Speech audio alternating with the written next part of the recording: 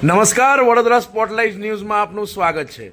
વડોદરામાં કેન્દ્રીય મંત્રી હાર્દિક પુરીના રાજીનામાની માંગ સાથે શહેર મહિલા કોંગ્રેસ દ્વારા આક્રમક વિરોધ પ્રદર્શન યોજવાનો કાર્યક્રમ જાહેર કરવામાં આવ્યો, પરંતુ વિરોધ શરૂ થતાં પહેલા પોલીસ તંત્ર હરકતમાં આવ્યું અને મહિલા કોંગ્રેસ આગેવાનો સહિત કાર્યકરોની અટકાયત કરવામાં આવી। મહિલા કોંગ્રેસના નેત્રીઓએ આ કાર્યવાહીનો કડક વિરોધ કરતા જણાવ્યું છે કે લોકશાહી દેશમાં શાંતિપૂર્ણ વિરોધ કરો, અધિકાર સૌનો છે।